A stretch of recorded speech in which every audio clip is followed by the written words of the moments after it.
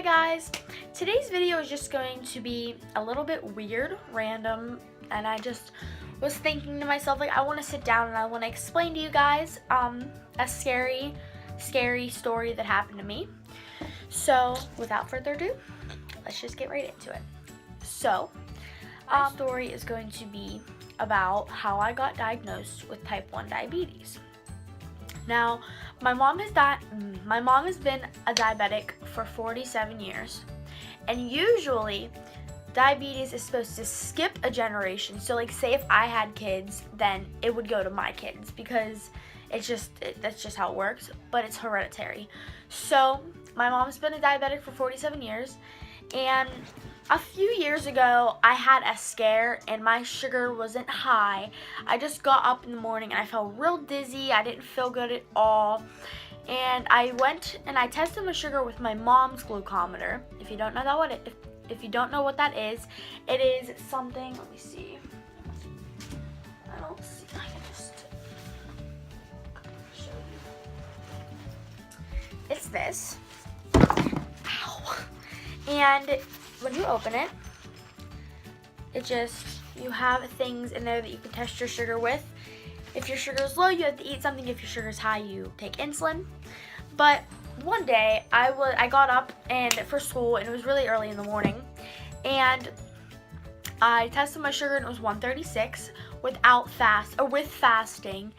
If you don't know what fasting means, it means when you don't eat for 8 hours or 12 hours, however long you want to go for without eating or drinking anything except for water. And it was 136, which isn't bad. It's a little bit high for a non-diabetic, but they weren't too worried about it, so they didn't do anything about it. So when I went to school, I was perfectly fine. I went to school and I came home and they tested my sugar again and it was 171, and I didn't eat lunch because I was so scared. My stomach hurt, I didn't feel good, I was so stressed out, nervous, all of that. So they were like, that something's not right.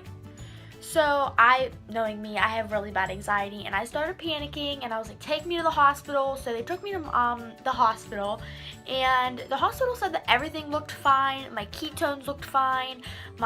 They tested this is kind of gross, urine for sugar levels, and that was fine. Like, I didn't have any sugar in my urine, and then I was off on my way to go. My sugar was running perfect for that whole time. I guess it was just that one day. Maybe it was just stress from school or homework or tests, finals, all that stuff. And I went to school the next day and everything was fine, so I just kind of forgot about it. And last year, I was at a wedding, and I was just sitting there in like the pew, and I was up and down, standing up and down, because like you have to stand up to sing, stand up to sit down, stand up to sing, stand up to sit down, just like church and stuff. And I started feeling real weird. Like, I got real dizzy, I turned gray. My dad looks back at me and was like, are you okay? Like, everyone was asking me if I was okay. Like, I technically like ruined their wedding, but I went back to the bathroom and I was like, don't worry about me, like, go out there. I had my stepmom, which I call Keiki, it's her nickname, and my Aunt Jen and my cousin Becca go back with me. And it was really scary because I thought I was gonna pass out. I started seeing black dots everywhere, and it was just so scary. So I drank some water and everything was fine. I ate McDonald's because maybe I thought I was just hungry and like I was dehydrated or something. I had McDonald's and I got a Sprite, and then I went home, and it happened again. I was watching YouTube on my phone on the couch, and I started to see black dots, and I started panicking. So I was like, Mom, test my sugar. And not gonna get into detail about that. I tested like 100 times that day, but it was 271. And that is very high for not eating anything. I had McDonald's and that was it for the rest of the night. That was super, super high. So I was like, let's go, we're going to the emergency room. And my mom was like, all right. So we got in the car and we went to the emergency room, blah, blah, blah, blah. And they, again, told me that I was fine. It was weird for my sugar to be 271, but I was fine. I was like, no, I'm not fine. Like, my mom's been a diabetic for 47 years, and she said that's not normal. So I came back home, and I was fine. It went down, and I guess I drank a whole bunch of water, and it went down.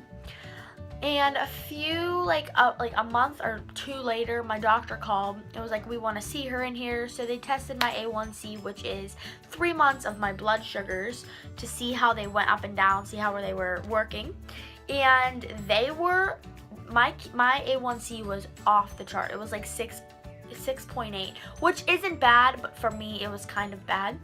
So, like, they kind of just let it go, and they were like, everything's fine. Like, that's not too high, but it's kind of high. So if your sugars keep running out of control, call us again. So everything was running fine until, like, last month. Like, not even last month, like a few months ago. Like 2 months ago, 3 months ago. I've been diabetic for, like, 2-3 months now. And my doctor, not even my doctor, it was the hospital, Children's Hospital, called my mom. And my mom and dad kept it from me for a while, and then I finally found out because I knew something was wrong. And they called my mom and my dad, and they were like, this is an emergency, you need to get her in here immediately, like, this is no joke, like, you guys can't take this as a joke. And they were like, her A1C is 6.8, and that's horrible, like, that's ridiculous, she needs to come in here right now. Like, all panicky and crap. And I, knowing me, panicked, and I freaked out, my sugar skyrocketed. And I don't even know if skyrocketed is a word, but anyways.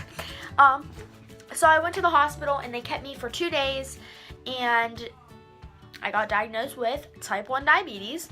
But the only thing is, which is really weird, I still have insulin in my pancreas, which the pancreas holds all the insulin, which is where if a diabetic has no insulin in their pancreas, which means their pancreas is dead and it doesn't work at all.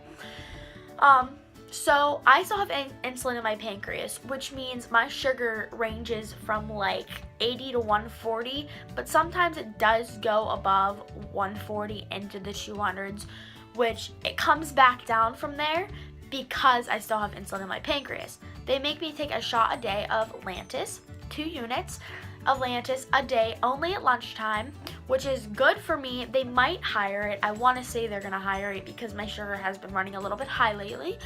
But yeah, I take a shot of insulin a day, and which isn't bad at all. Normal diabetics, like my friend in school, she takes a lot of insulin because she is a full-blown diabetic, and her sugars run so high. And it's pretty scary to be a diabetic. I mean, it's not like it is, you could die from it, but if you take care of yourself and you listen to the doctors and you do what they say, you're gonna be just fine.